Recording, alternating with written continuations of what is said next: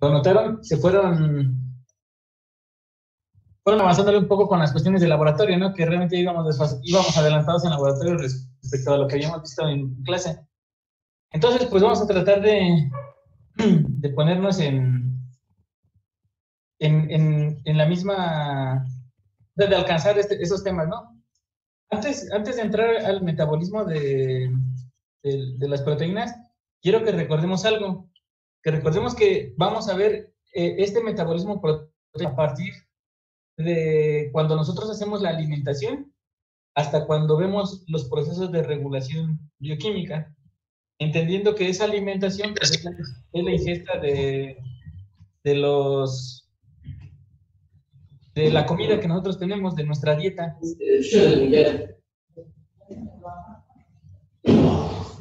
Que la ingesta de ese alimento pues es lo que nos va a proporcionar las proteínas, a su vez se van a estar metabolizando. Mariano Matamoros.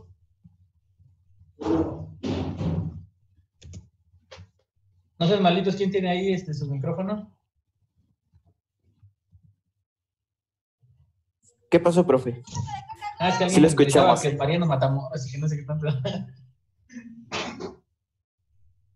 Bueno, entonces, esa parte de la alimentación, pues es la que vamos a tener en cuenta. Vamos a aclarar y pónganle ahí como pendiente en sus apuntes que la regulación de las proteínas va a estar en dos partes. Una parte que es cuando nosotros hemos terminado de comer o cuando tenemos la ingesta reciente. Uno es el paso de la ingesta y la segunda parte del metabolismo es cuando nosotros ya tenemos tiempo de haber ingerido, o sea, la regulación que viene posterior a la ingesta, pero posterior me refiero en horas. O sea, vamos a dividirlo en dos partes, como vimos con lípidos. Uno, donde la insulina se incrementa y el glucagón desciende, que es cuando nosotros hacemos la ingesta de los alimentos. Esa sería la primera parte. La segunda parte vamos a verla cuando la insulina empieza a descender y el mecanismo compensatorio de síntesis de glucosa hacia la gluconeogénesis empieza a incrementarse. Y para ello, pues el glucagón se incrementa. O sea, estamos separándolo en dos partes. Uno, incremento de insulina cuando nos alimentamos, y la otra parte es el decremento de la insulina cuando nosotros ya estamos en una etapa postprandial. Esas son las dos partes de regulación. Igual que lípidos, van a ver que la insulina es uno de los reguladores más importantes en este metabolismo. ¿Por qué? Porque como ya lo estuvieron viendo en la revisión que hicieron de la relación de energía con proteínas, pues parte de estos aminoácidos y de las cadenas de carbono de estos aminoácidos están relacionados con el metabolismo energético, ¿sale? Parte de esas cadenas de aminoácidos, unas entran hacia lo que es el piruvato, y a esos aminoácidos les llamamos glucogénicos. Parte de las cadenas de carbonos de otros aminoácidos entran hasta acetilcoenzima y entonces nosotros le llamamos cetogénicos. Realmente son poquitos los aminoácidos cetogénicos y la mayoría son glucogénicos. Quiere decir que van a entrar en la parte de piruvato o de ciclo de Krebs. ¿Sale? Entonces vamos a ver este metabolismo de aminoácidos y de proteínas. Entonces, como está en la diapositiva, que ya les puse, por cierto, se los puse en dos lugares, se los puse en el Schoology, se los puse en el Drive, junto con todos los archivos que ya tienen. Entonces, estos aminoácidos tienen funciones importantes. Esto ya lo habíamos visto desde el semestre en la síntesis de proteínas. Parte de estas funciones que tienen en los seres vivos, pues es la síntesis de compuestos nitrogenados. O sea, los aminoácidos son la base para sintetizar compuestos nitrogenados en el organismo. ¿Cuáles son los compuestos nitrogenados que tenemos en el organismo? Son todos los nucleótidos, incluyendo las bases púricas y las bases pirimidínicas. Quiere decir que todas las bases púricas y pirimidínicas de nuestro ADN provienen de átomos de carbono o de nitrógeno que originalmente eran aminoácidos. De ahí la importancia de ver el mecanismo de degradación de aminoácidos y su oxidación y la síntesis posterior a ellos de las bases nitrogenadas. Otros compuestos que tenemos que son de naturaleza nitrogenada, que no son bases, pues son las hormonas. Por ejemplo, la tiroxina, que en realidad es un derivado de la tirosina, del aminoácido tirosina, La adrenalina que ustedes ya van a empezar a verla un poquito más en este semestre, en el próximo semestre. Ahorita ya vimos que la adrenalina es un regulador. Fue un regulador de la glucólisis, fue un regulador de los lípidos. Pertenece a un grupo de hormonas reguladoras que tienen aparte una función de neurotransmisores también. Entonces vemos que tiene varias funciones esta adrenalina. 1, es un neurotransmisor. 2, es un regulador hormonal. Aparte de esos compuestos, tenemos coenzimas, tenemos porfirinas. ¿Las porfirinas dónde están? Pues están pues sirven para la síntesis de nuestro grupo M de la hemoglobina. O sea, la hemoglobina es una proteína que tiene dentro un grupo prostético, y ese grupo son porfirinas, son las que atrapan al hierro. La síntesis de todas las porfirinas proviene de compuestos nitrogenados que eventualmente pues, eran aminoácidos. Entonces, es la importancia de estos aminoácidos. Además, como ya vimos en el semestre pasado, los aminoácidos pues, son las unidades estructurales de las proteínas. Quiere decir que la adición de residuos de aminoácidos en una secuencia peptídica pues, nos va a generar una proteína. La proteína se pliega y tiene sus funciones, ya sea sus funciones de enzima, sus funciones estructurales, etc. Entonces, pues, prácticamente los aminoácidos son los bloques de construcción de todo el organismo. Estas moléculas, entonces, tienen diferentes funciones, estas proteínas tienen diferentes funciones dependiendo del tejido y de la ubicación. Ubicación dentro del cuerpo, dentro del organismo, dentro de los tejidos, dentro del órgano, dentro de la célula, dentro de los organelos. Dependiendo de dónde lo encontremos, pues va a ser la función. Aquí les pongo algunos ejemplos, por ejemplo, las cuestiones estructurales, funcionales, protectoras, catalíticas y de defensa, como por ejemplo los anticuerpos, que al final de cuentas pues son proteínas. Entonces, estas proteínas en nuestro organismo van a tener una cuestión muy dinámica. ¿A qué nos referimos con cuestión dinámica? Pues que vamos a estar recambiando las proteínas de nuestro organismo. ¿Por qué recambiamos proteínas o a qué se refiere ese recambio proteico? Se refiere a la capacidad que tiene el organismo de poder deshacerse de las proteínas viejitas, sintetizar proteínas nuevas. Ese recambio lo que hace es que degrada proteínas y sintetiza proteínas. Las causas por las cuales una proteína puede ser degradada en nuestro mismo organismo es porque ya ha cumplido su ciclo vital. Quiere decir que la proteína tiene una función. Cuando la proteína pierde su función, el organismo la degrada. Otra razón por la cual puede ser degradada una proteína es porque se ha dañado. Si la proteína se ha dañado y el daño provoca un efecto nocivo en la proteína y en su función, pues generalmente la célula degrada esa proteína. En el caso de algunas enfermedades, las células pueden utilizar proteínas para cumplir funciones energéticas.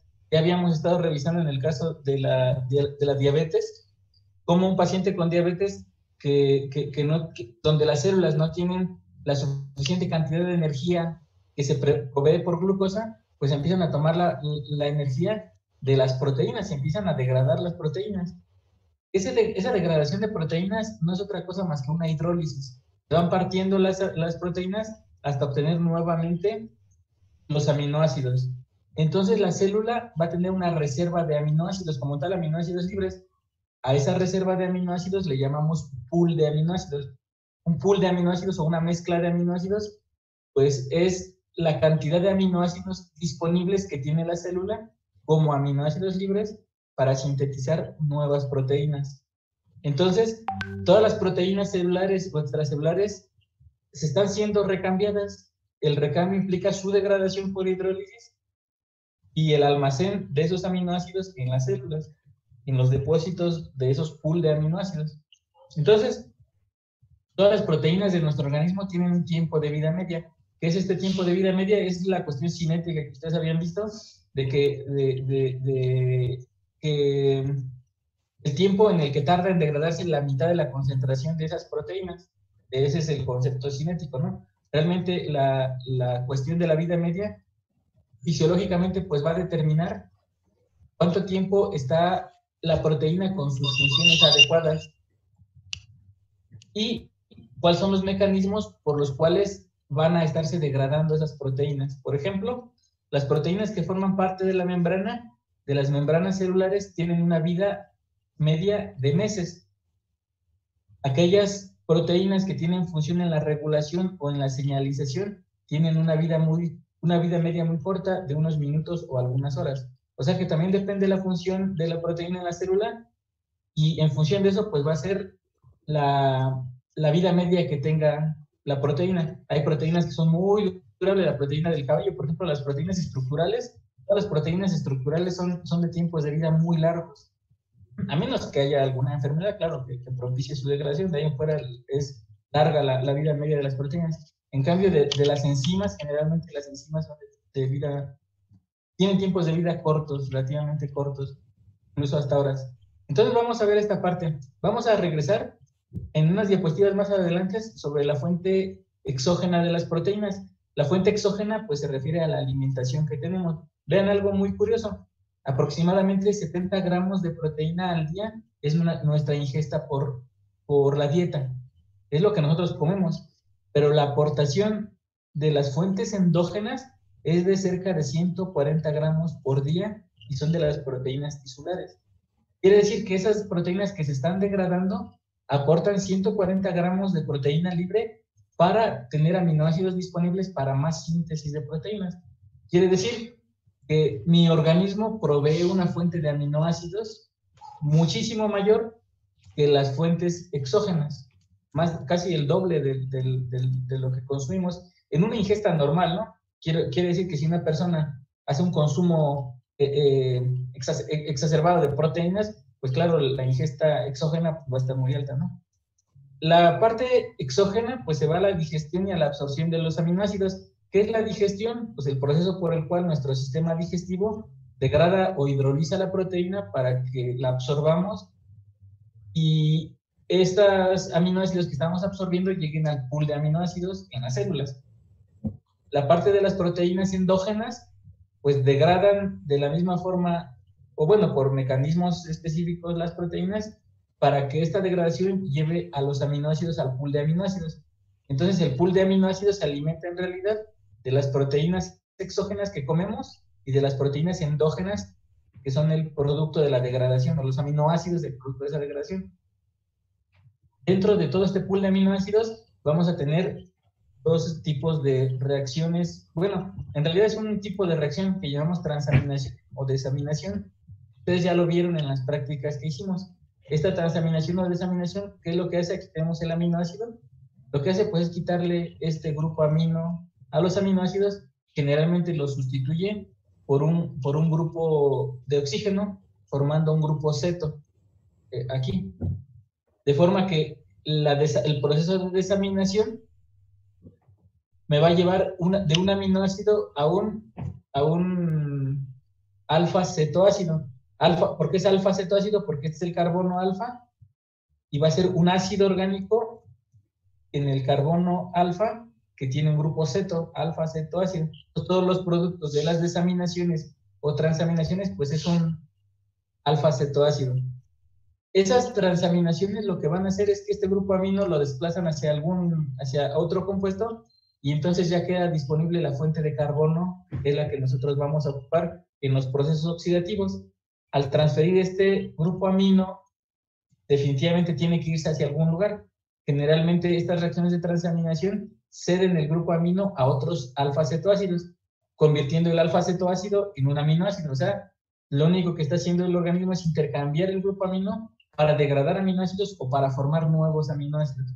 Entonces, esta es la degradación, donde vamos a tener dos productos principales, los alfa-cetoácidos de los que estamos hablando, y por otro lado vamos a tener el amoníaco. Realmente el amoníaco pues no es un amoníaco libre, le denominamos amoníaco en el sentido de que estamos entendiendo que desprendemos el nitrógeno con hidrógeno, pero en realidad la forma en que transportamos este amonio o este amoníaco es en una forma conjugada que al final del proceso metabólico pues va a estar formado como urea. En realidad la urea es un carbono atrapando al amoníaco para que el amoníaco no sea tóxico. Recuerden que algunos animales, como por ejemplo algunas aves o algunos peces, sí tienen la capacidad de excretar amoníaco como tal, son son animales que excretan amoníaco. Nosotros no, ni siquiera tenemos la capacidad de tener amoníaco disuelto, ¿no? Generalmente está conjugado con carbono. Es la parte de la degradación. La otra parte de la biosíntesis, pues se refiere a la síntesis de nuevas proteínas a partir de este pool de aminoácidos. La síntesis de aminoácidos no esenciales, o sea, los aminoácidos que yo no necesito consumir en mi dieta. ¿Por qué? Porque puedo sintetizarlos. Aquí vamos a hacer una observación. No sé si ustedes ya tuvieron la oportunidad de estar leyendo el Leninger en el capítulo de síntesis de aminoácidos. En esta bioquímica no nos metemos en la síntesis de aminoácidos. ¿Por qué? Porque es extensísima y es muchísima información. Prácticamente hay una ruta para cada aminoácido. Entonces, cada ruta son reacciones y reacciones y reacciones y regulación de esa reacción.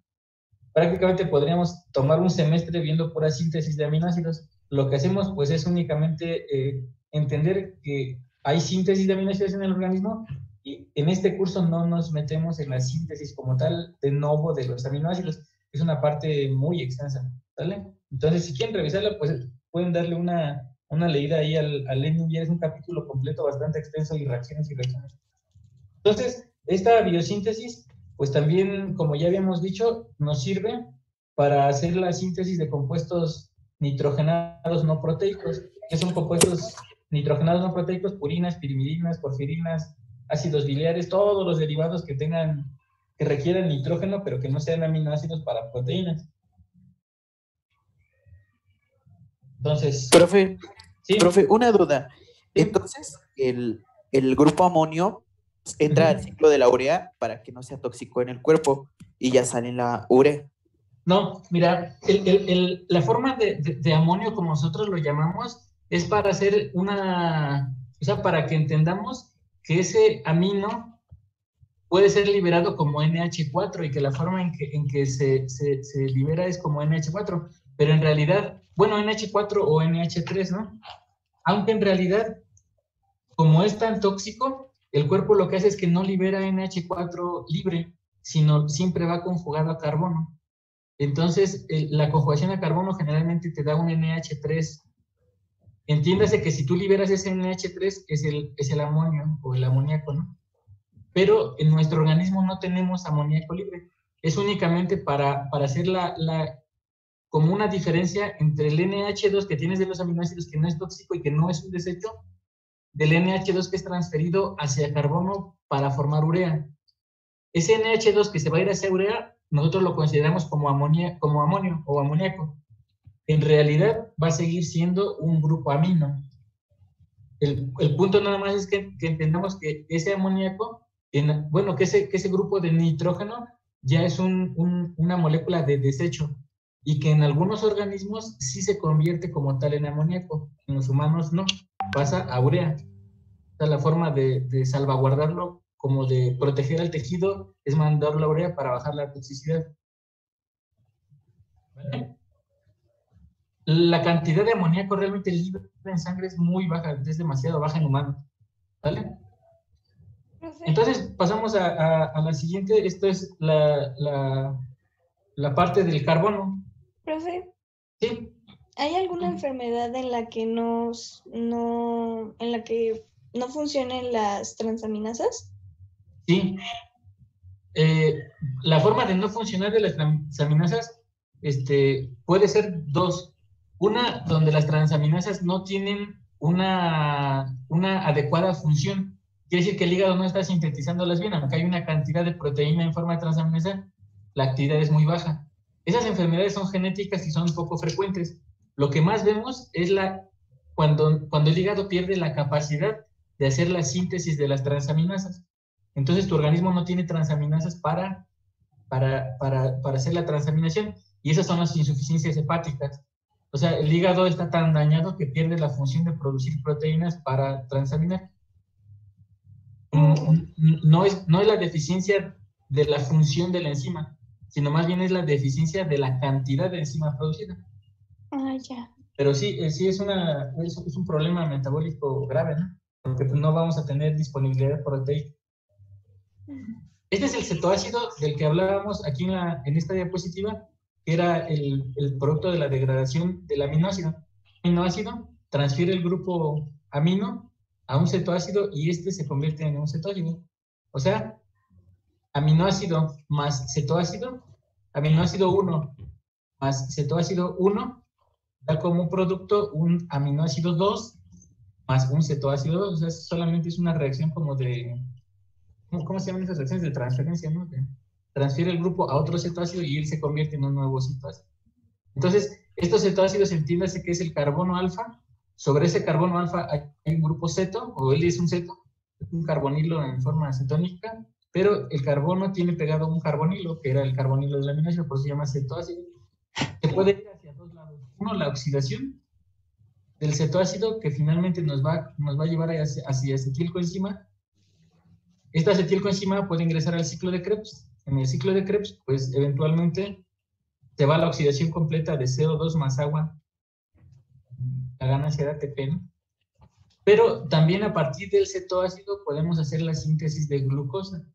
Quiere decir que todos los cetoácidos pueden irse hacia las rutas glucogénicas. Por eso es tan importante la compensación de los pacientes con diabetes, porque en ellos estas rutas van a estar más ágiles en función de que la célula no tiene energía.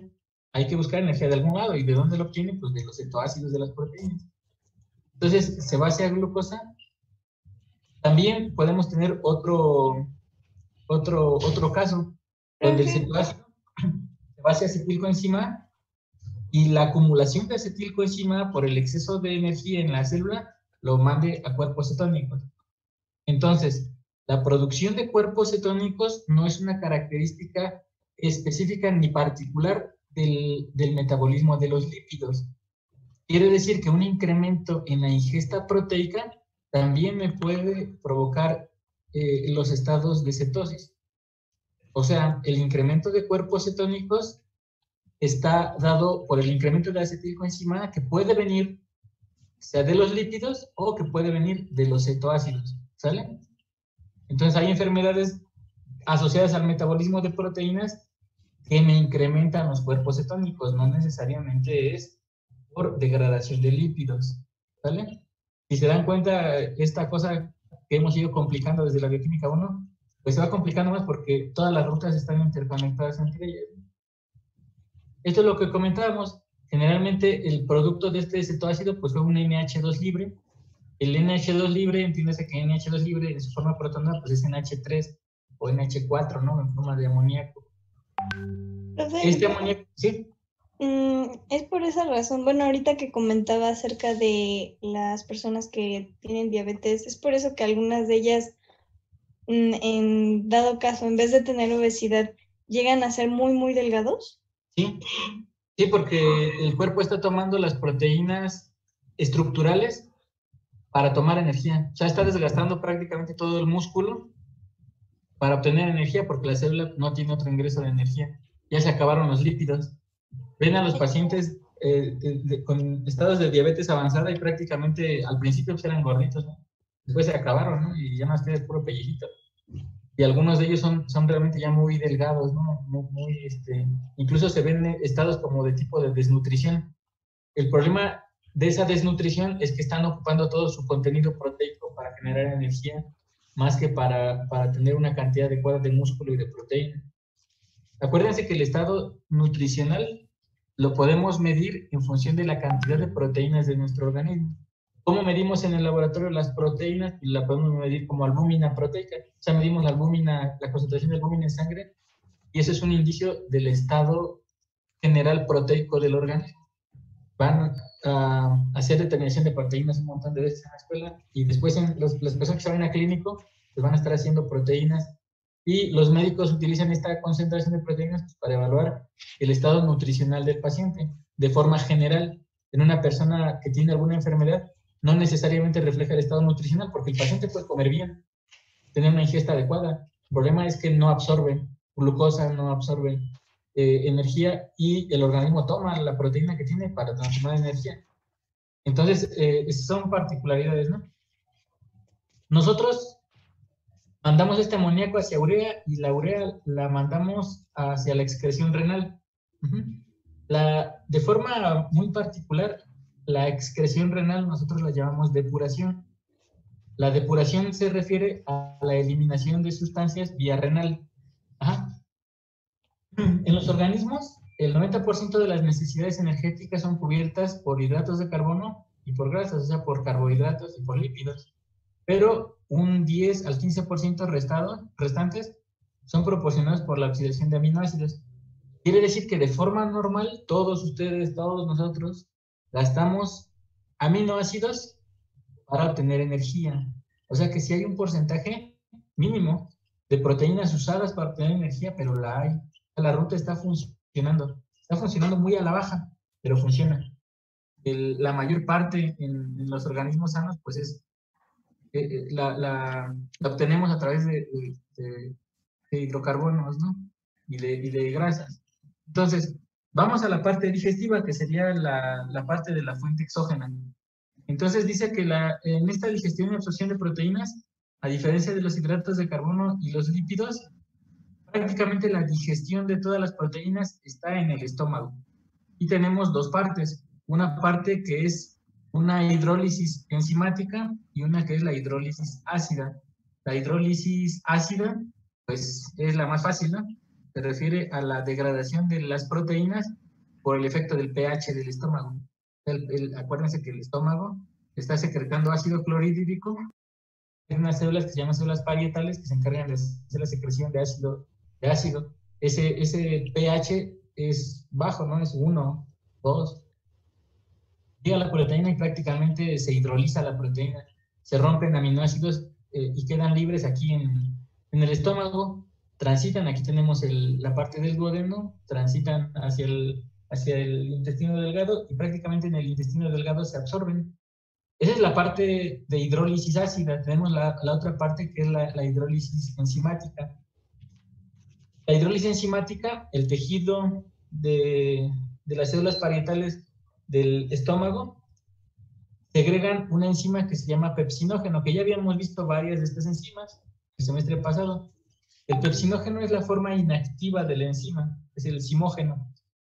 La forma inactiva de la enzima se activa cuando está en condiciones ácidas y forma la pepsina. La pepsina es una enzima hidrolítica y va a empezar a degradar las proteínas. Cuando pasa al intestino delgado, pues el pH cambia y se va de un pH ácido a un pH prácticamente neutro por acción del bicarbonato del anhídrido carbónico que segrega el páncreas, y prácticamente el pH baja a 7 y pues la actividad enzimática continúa su función en el resto del tracto digestivo para poder obtener estos aminoácidos en su forma libre. Entonces, vemos aquí varias componentes. Uno, las glándulas gástricas del revestimiento del estómago, que son las células parietales que segregan el ácido clorhídrico, las células principales que secretan el pepsinógeno y la mucosa gástrica que segrega la gastrina. La gastrina son péptidos y reguladores y señalizadores para modular la actividad de las células parietales y de las células principales. Después, el páncreas pues va a ser la parte exócrina del páncreas, la misma parte que secretaba la lipasa y todas esas enzimas, que va a estar ahora liberando las enzimas inactivas para que después se puedan activar. Y en las vellosidades del intestino delgado, pues también tenemos algunas enzimas, entre ellas dipeptidasas. ¿Qué hacen las dipeptidasas? Pues rompen dipéptidos. Y las vellosidades, pues prácticamente hacen el transporte de los aminoácidos. Vamos a poner esto en un cuadrito. ¿Cómo es el transporte de los aminoácidos en el intestino? Transporte activo, ¿vale? O sea, quiere decir que las células emplean transportadores que gastan energía. ¿Vale? Vamos ahora a ver la parte específica de las enzimas en la digestión. ¿Qué es la gastrina? Pues es una enzima que va a estar estimulando a las células parietales y a las células principales para que hagan la liberación tanto de ácido clorhídrico como de pepsinógeno. ¿Qué es el pepsinógeno? El pepsinógeno es una proenzima, una enzima inactiva, que cuando el ácido clorhídrico la degrada o la hidroliza, se forma una parte activa, que es la pepsina, más un residuo de 42 aminoácidos, y la pepsina es una forma activa que hace ruptura de proteínas, hidroliza proteínas. Esta gastrina es importante porque se activa a través del mecanismo de la deglución. O sea, cuando nosotros comemos, el estímulo del comer estimula la secreción de la gastrina, que a su vez va a estimular la secreción del ácido clorhídrico y del pepsinógeno. Por ahí les dejé una actividad que no sé si ya algunos la vieron. Yo creo que no. Si se meten a la página del Schoology al terminar hoy la plática, hay cargada una actividad. Entonces, parte de esa actividad es la revisión de esta parte hormonal y la regulación de la gastrina a través de otra hormona que se llama colecistoquina. Entonces, se las puse ahí en la actividad para que las veamos. Bueno, vamos a regresar a la parte.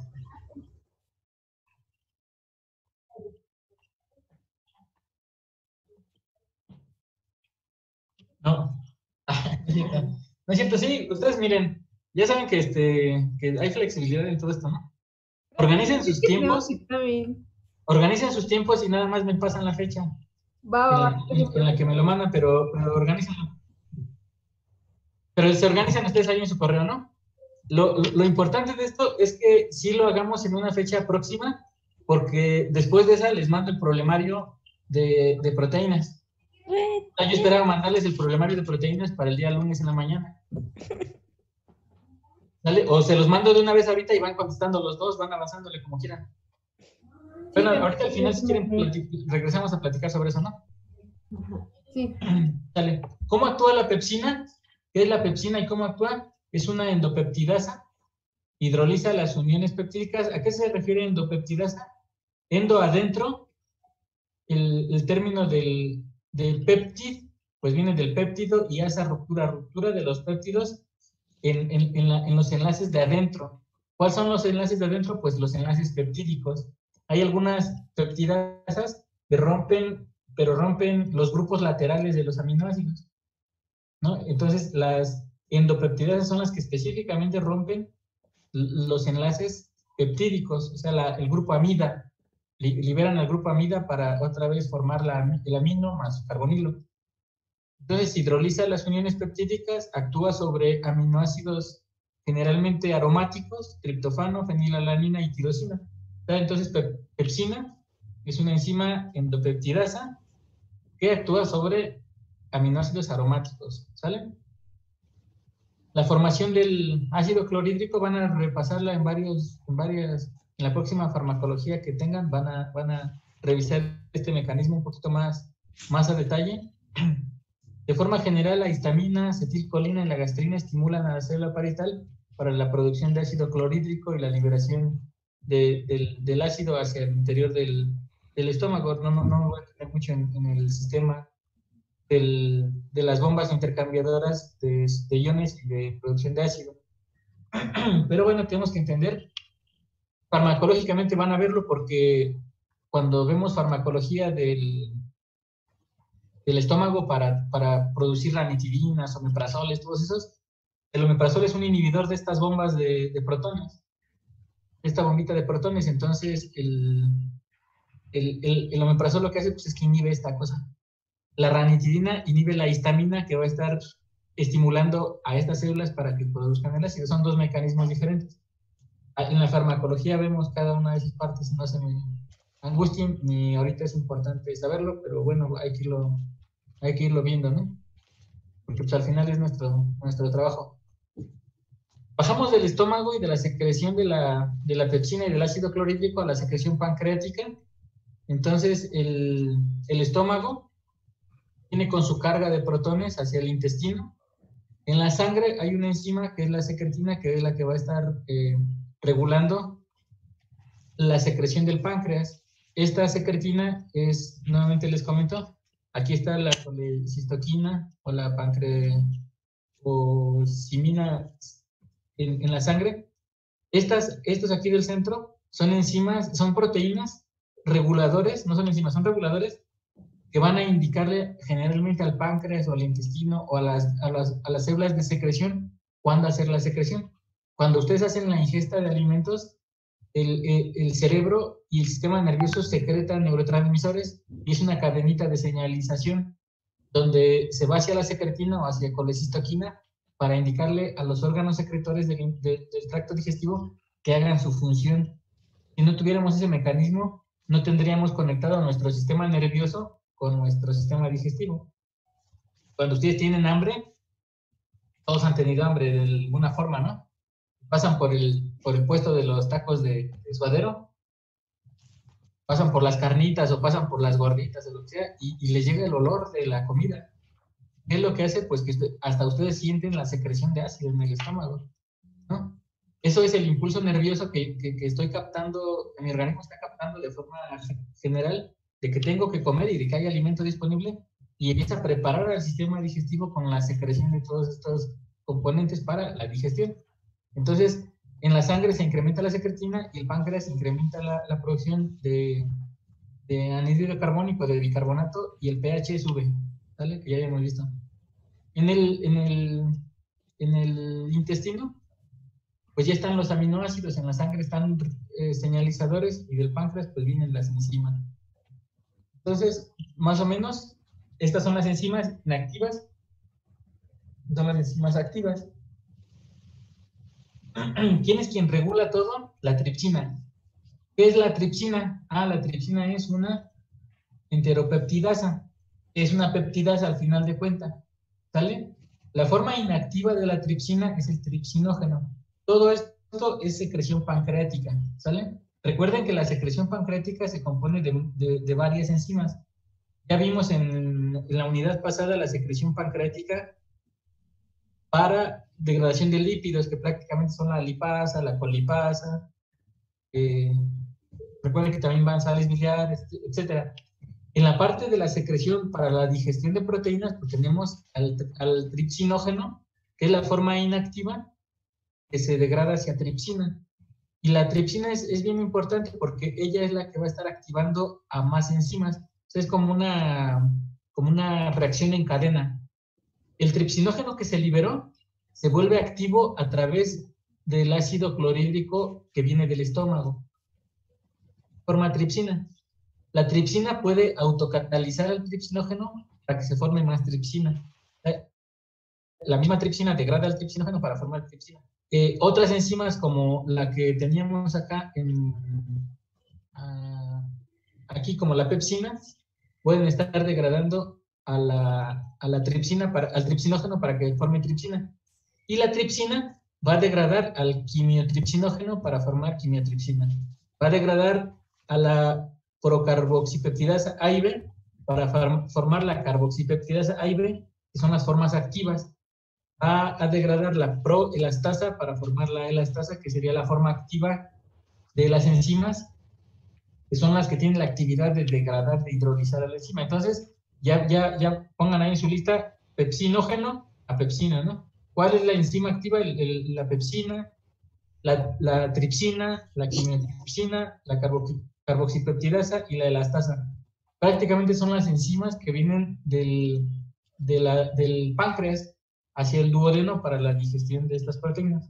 Todas ellas son prácticamente endopeptidasas.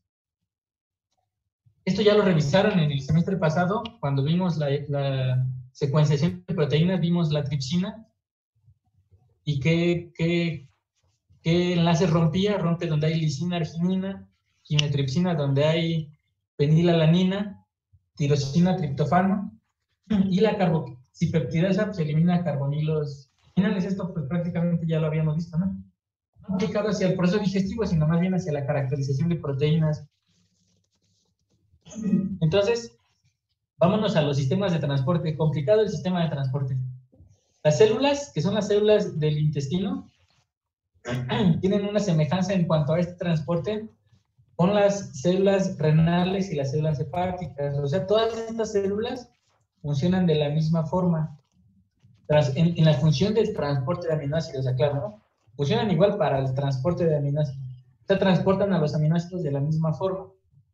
Uno es a través de un transporte activo mediado por una proteína que es un transportador de sodio y potasio y que es una ATPasa. ¿Qué quiere decir que es una ATPasa? que para poder transportar al sodio o al potasio y a los aminoácidos necesita hidrolizar ATP. O sea, gasta ATP para poder internalizar. ¿Sale? ¿Quiénes pasan como parte de ese transporte activo? Uno, todos los aminoácidos neutros pequeños pasan por este tipo de transporte.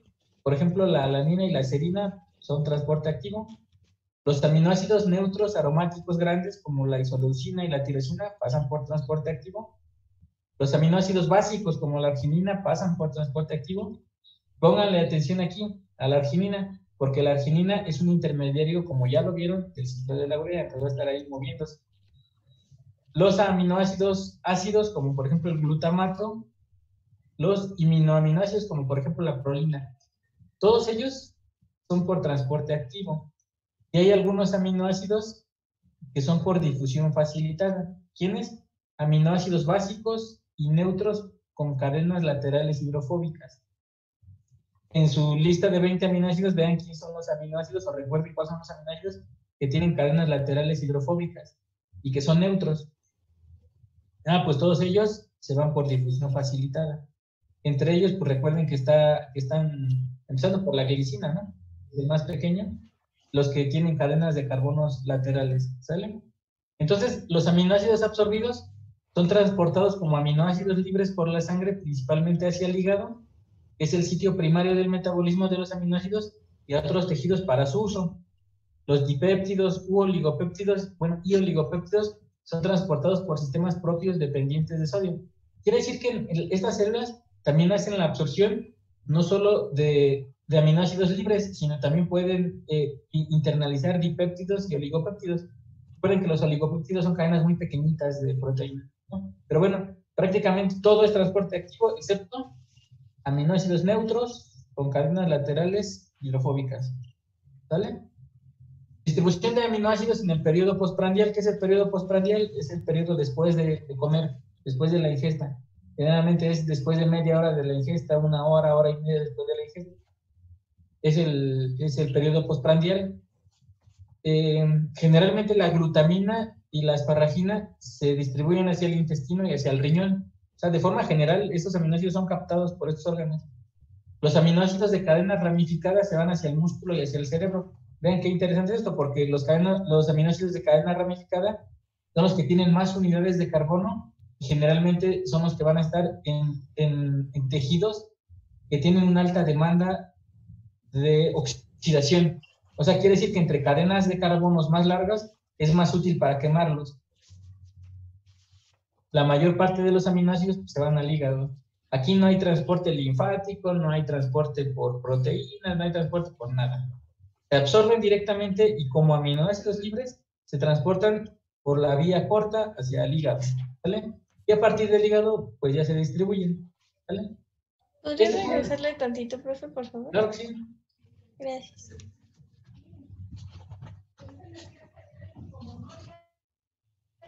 Entonces, este es acuérdense, por eso les dije que había dos partes. Uno, la parte de la ingesta y la parte después de la ingesta, ¿no? El tiempo de regulación después de la ingesta.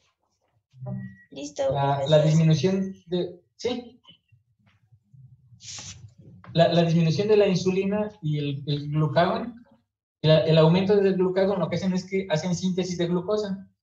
Y la síntesis de glucosa, esos carbonos que necesitan para la síntesis de glucosa, pues los van a tomar de estas cadenas de aminoácidos ramificadas, ¿no? Son órganos del músculo del cerebro que requieren mucha oxidación, ¿no? Entonces, esas cadenas de carbono son más fáciles de quemar y de oxidar, llevan más contenido energético que aminoácidos que no tienen cadenas de carbono. ¿Puedo cambiarle? ¿Sí? Sí, bueno. Entonces, este es el sistema del gamma-glutamilo. Es un sistema de transporte independiente del sodio. Este que puse aquí, todo es dependiente de sodio-potasio, el transporte, ¿sale? Pero hay excepciones, como por ejemplo este ciclo de glutamilo, que es un sistema de transporte de aminoácidos para riñón, hígado e intestino. Y la enzima que participa se llama gamma-glutamil transpeptidasa.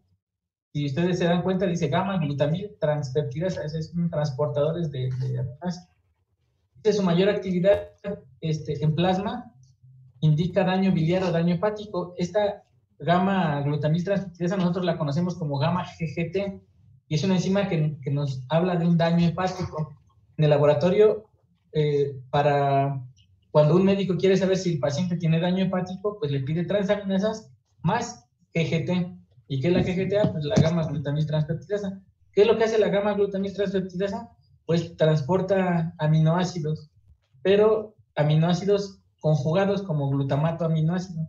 Entra el aminoácido, lo conjuga con el glutamato y lo libera dentro de la célula. Después el glutamato lo transforma para poder volver a recircularlo. Es un sistema complicado, prácticamente el hígado es el que tiene la mayor cantidad de gamma glutamiltransferasa. ¿Sale? Vamos a la parte de la degradación endógena de proteínas. O sea, ya vimos el aporte de la dieta, ¿no? Que realmente es la ingesta, la actividad de las enzimas hidrolíticas y el ácido. Pero vámonos a la parte de la degradación de la proteína o del aporte de proteínas de forma endógena.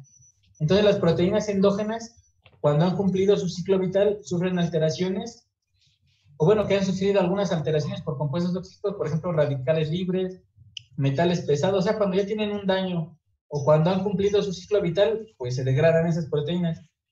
Este ciclo vital depende del tipo de proteína. Como ya lo habíamos visto, no hay proteínas de vida media muy larga, proteínas de vida media corta. Una vez degradados, los aminoácidos pasan a formar parte de la reserva de aminoácidos del organismo. Entonces, ¿cuáles son estos mecanismos de degradación de proteínas endógenas? ¿Sale?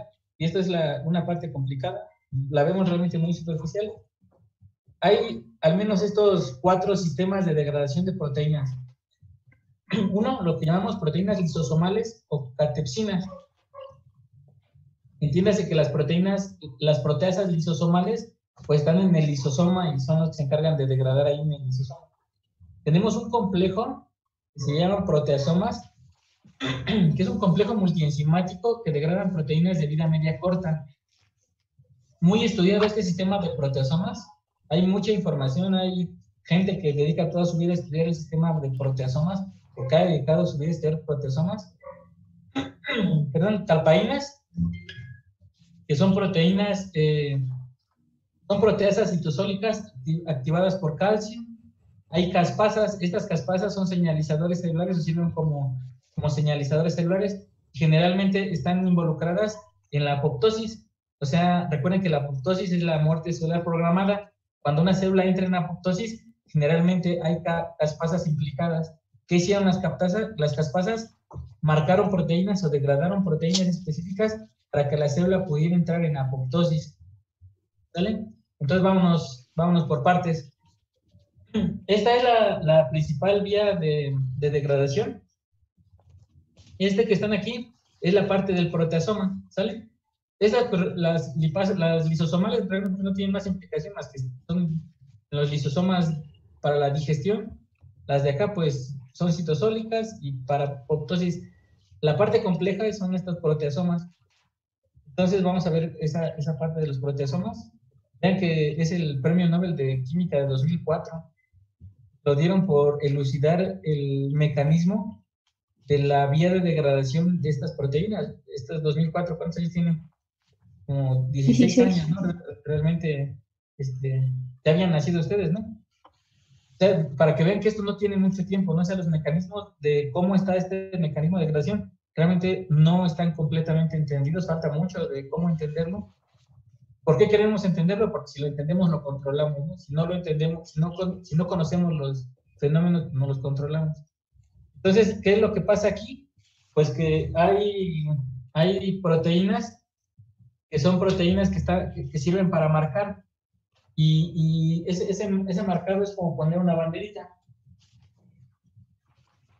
Poner una banderita para que la proteína pueda activarse, pueda hacer una conjugación, y después de la conjugación y de ese marcado puede hacer la proteólisis.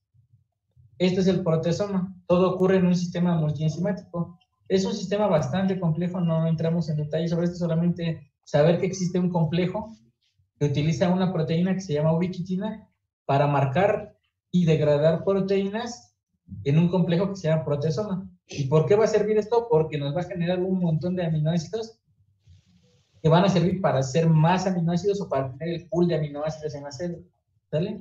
Entonces esta ubiquitina lo que hace es marcar y degradar proteínas de forma muy específica y forma muy selectiva. Es la maquinaria de degradación de la célula. El punto es que como una maquinaria de degradación, pues no puede empezar a degradar toda la proteína dentro de la célula a lo loco, ¿no? Sería una cuestión de suicidio de la célula. Lo que hace el sistema es que es un sistema muy específico de reconocimiento de proteínas dañadas, las marca y las degrada, las marca y las degrada. Muy específico, ¿no? Entiéndase que es una cuestión molecular muy compleja para que la célula sea capaz de diferenciar cuáles son sus proteínas dañadas y cuáles son las proteínas que necesitan ser recambiadas. De ahí la complejidad. Vean que es bastante complejo, es prácticamente un molino molecular. Entonces, el producto de este molino molecular son oligopéptidos. No sé si han visto las películas esas, las de, ¿cómo se llama? Las de la guerra esa del Pacífico, que llegan unos aliens que traen unas máquinas ahí que son como unos molinos gigantes, ¿no? O sea, sí, esta cosa más o menos, ¿no? El problema de esto pues, es la señalización que tiene que haber para que la proteína pueda activarse con la ubiquitina y pueda ser degradada. Entonces, bueno, vámonos afuera de eso al fondo común de aminoácidos. Y el fondo común de aminoácidos, pues es el pool de aminoácidos donde la célula concentra todos los aminoácidos que va a emplear para hacer todas las funciones, ¿no? ¿Dónde está el origen? Absorción en el intestino, degradación de proteínas tisulares, síntesis de nuevos aminoácidos. Sale principalmente en el hígado. Quedamos que esta partecita de aquí no la vemos. ¿Por qué? Porque es no por la complejidad, sino por el tiempo que realmente nosotros o sea, clínicamente y la utilidad que tienen, pues no es mucha, ¿no? La síntesis de aminoácidos.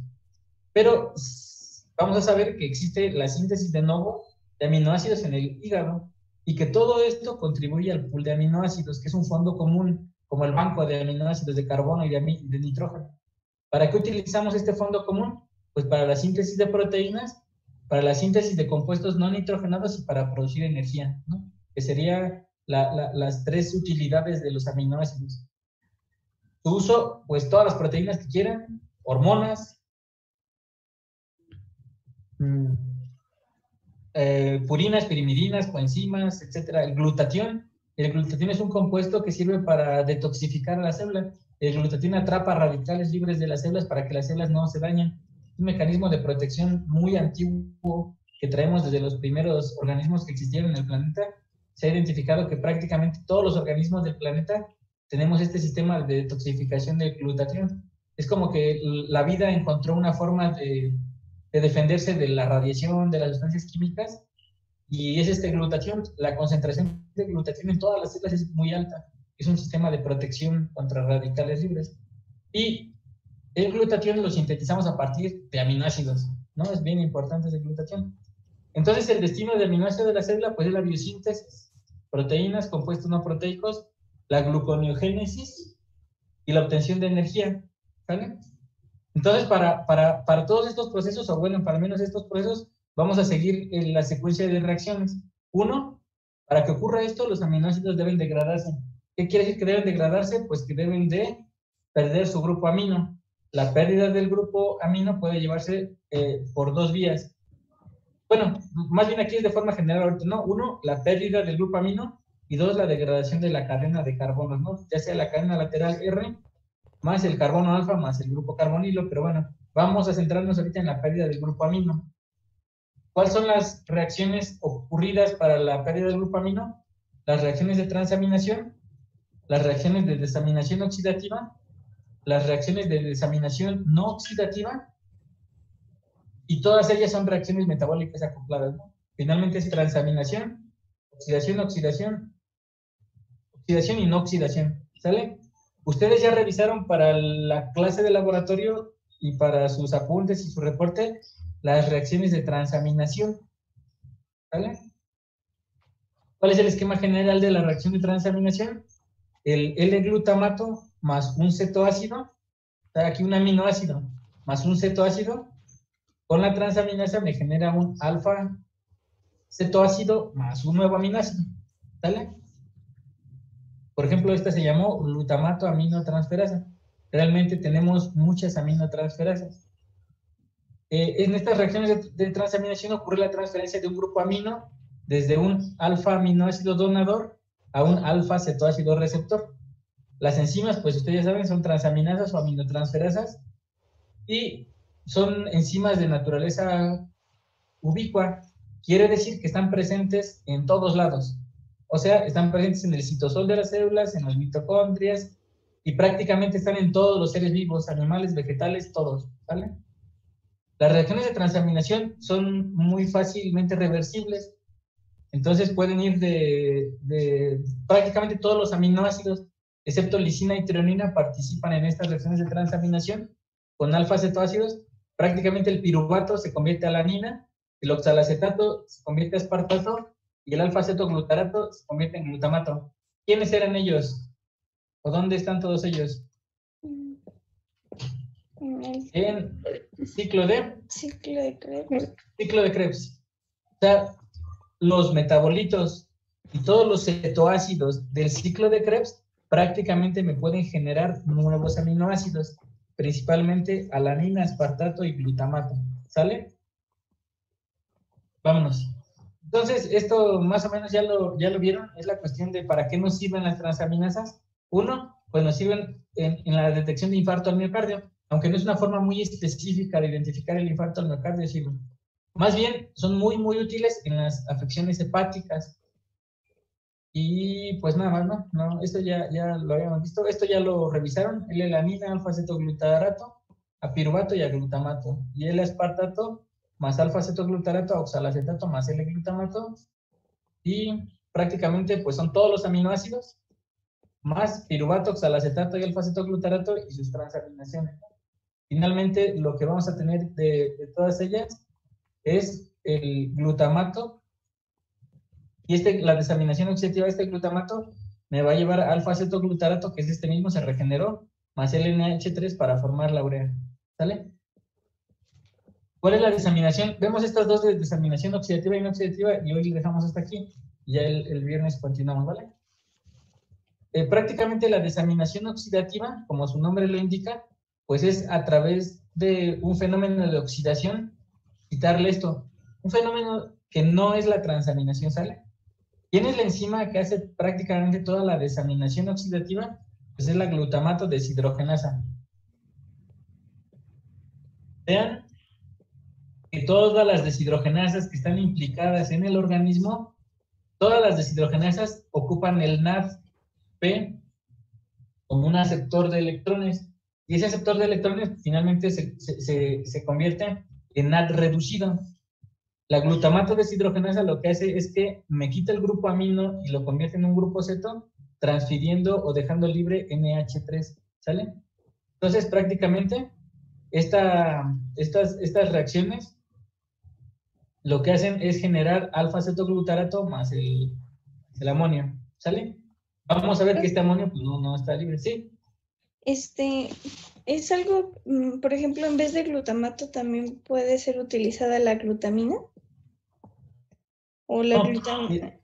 No. Este glutamato que está aquí, este glutamato fue producto de las reacciones de transaminación. O sea, él es un aceptor de nitrógeno. ¿Y la glutamina es como el transporte? Y exactamente, la glutamina, vean aquí el glutamato, ¿no? Tiene un NH3. La glutamina es un glutamato más otro NH3.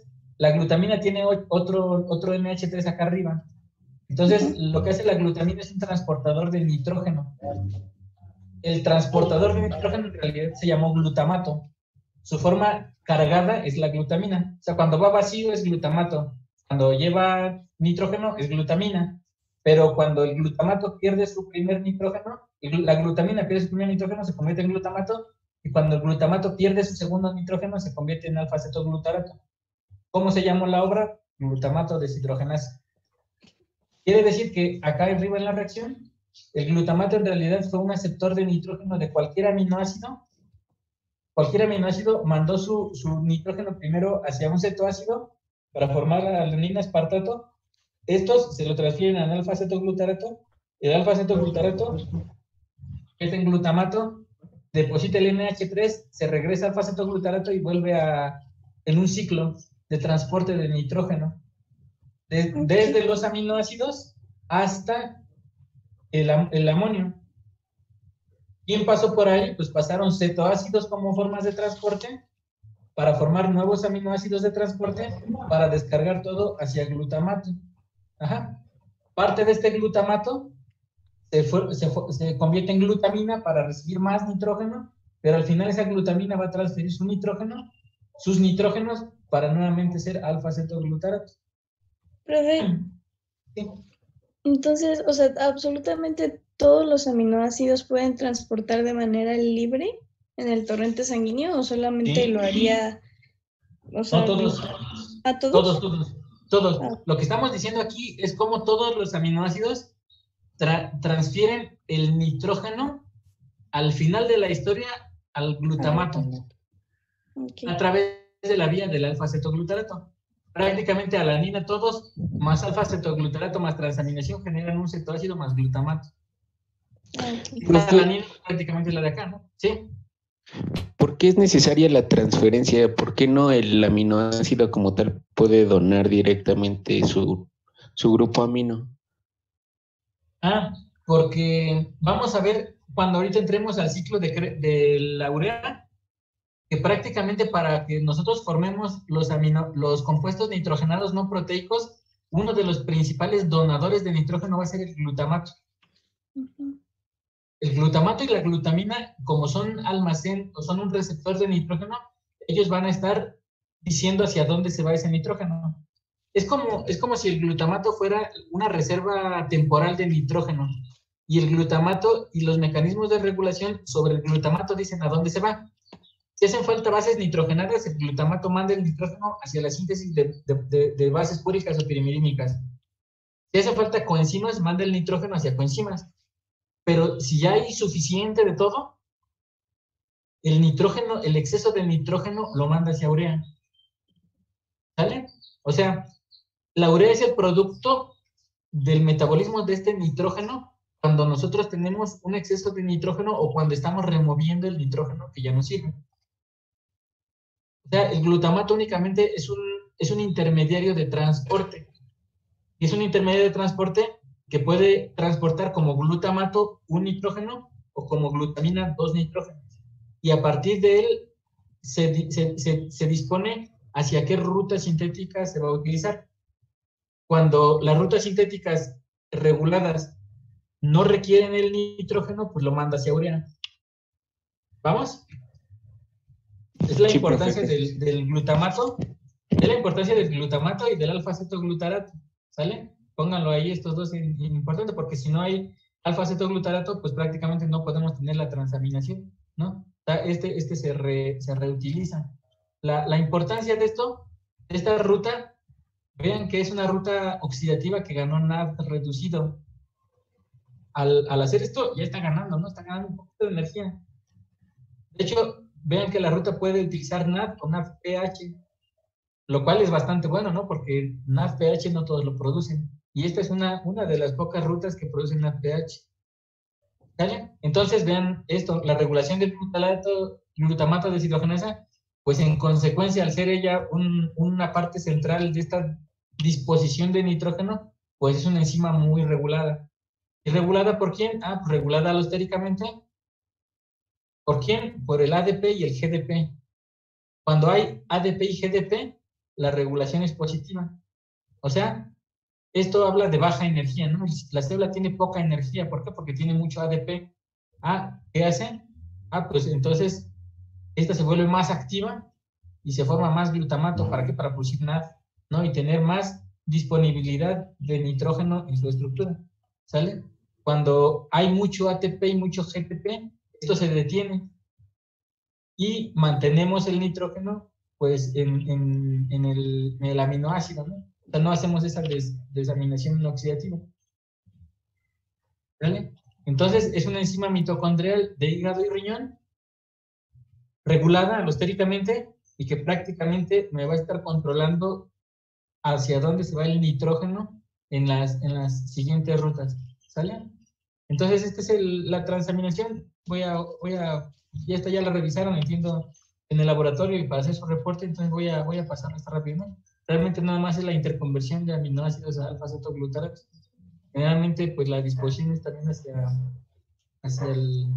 el glutamato. Vean que la transaminación y la desaminación oxidativa, pues están conectadas prácticamente, ¿no? ¿A través de qué? Del alfa-cetoglutarato y del glutamato.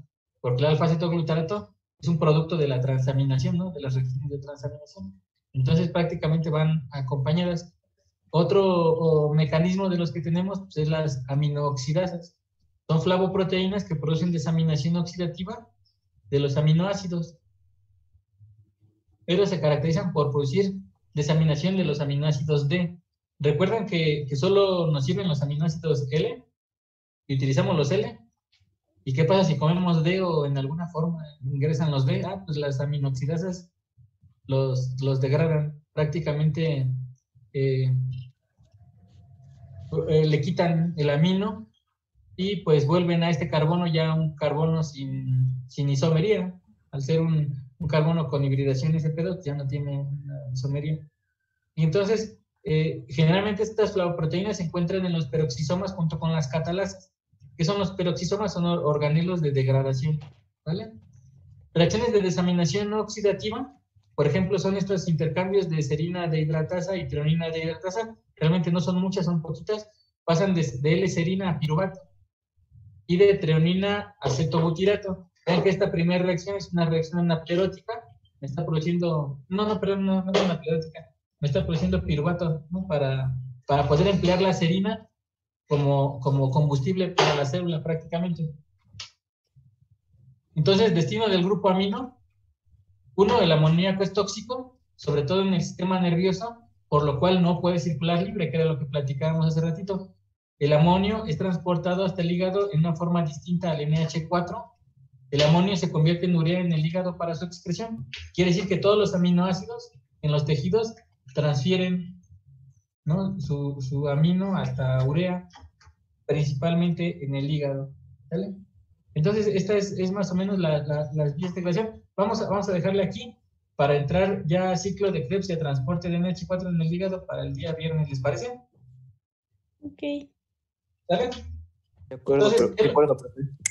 ¿qué es lo que van a revisar hoy? Y van a leer, uno, pues empezar a leer bien esta parte de las desaminaciones y desaminaciones oxidativas, ¿sale? Quiero que revisen otra vez y lean, por favor, en el libro, la digestión de proteínas, o sea, la ingesta, la parte endógena, la parte exógena de proteínas, y que revisen la degradación endógena a través de los mecanismos de degradación, y sería lo que hoy vimos. Vimos mecanismos de degradación exógena, endógena y transporte de amino por las vías de desaminación oxidativa, desaminación no oxidativa y transaminación, que es un montón de información. ¿Sale? Sí. O sea, tenemos transaminaciones, desaminaciones oxidativas y desaminaciones no oxidativas. ¿Sale? Antes de eso tenemos el proceso digestivo y el proceso, que es la parte exógena y todas las enzimas involucradas en la digestión y la parte de la hidrólisis ácida. Y después tenemos la parte de la obtención de aminoácidos por la parte endógena, que serían los mecanismos de degradación de proteínas endógenas, que son los que tenemos aquí: proteasas, proteasoma, talpaínas y caspasas, entendiendo que el proteasoma es el más complejo y que requiere una banderita que se llama ubiquitina. Ajá. Profe, creo que esa parte no viene en el libro. No. ¿Cuál? ¿Esta parte de aquí? Ajá, eso no viene. Nada más viene Con que tengamos presente esto y que entendamos los mecanismos, o sea, que hay proteasas lisosomales que se llaman catepsinas, que los proteasomas, sí viene porque viene el complejo de proteasoma en el NGET, pero viene separado, creo que viene como, busquen proteasoma o busquen ubiquitina. Ok. Las calpaínas, que son citosólicas activadas por calcio, y las caspasas están involucradas en apoptosis, ¿sale? Esto es lo que necesitamos saber, o sea, como que de forma muy genérica, no nos vayamos a la particularidad de esto porque es muy complejo, ¿sale? sea, para que todavía en 2006 les hayan dado el Nobel por el complejo de proteasoma, imagínense la complejidad, ¿no? Necesitan bioquímicos o gentes especializadas solamente en proteasoma para trabajar, ¿no? Entonces, muy, muy complejo. Entonces, bioquímica ya de otro nivel, ¿no? No, es muy compleja esa parte, por eso no la vemos. Nada más nos centramos en el destino del grupo amino y la pérdida del grupo amino, ¿vale? Ok. ¿Todos? Sí. Vale. Punto número 2. Nos vemos el viernes, ¿quedamos? ¿Sí, verdad? ¿A qué hora? En la mañana también. Viernes en la Sí. mañana les pido que entren al Schoology para ver la actividad. No necesitan mandarme la actividad en el Schoology, pueden mandármela a mi correo electrónico. Cualquiera de las dos formas están correctas. ¿Sale? De 8 a 10, muy bien. A las 8 nos vemos. ¿Sale? ¿Sale? Cualquier duda, cualquier comentario, escríbanme por correo. Ok. Por favor, no salgan de sus casas, no se vayan exponiendo de forma innecesaria. Cuídense ustedes y cuiden a su familia, ¿va? Ok. Ahora les Sí, cuídense profe, mucho. gracias. Nos Vale, vemos. cuídense. Adiós. Adiós, bye. Adiós.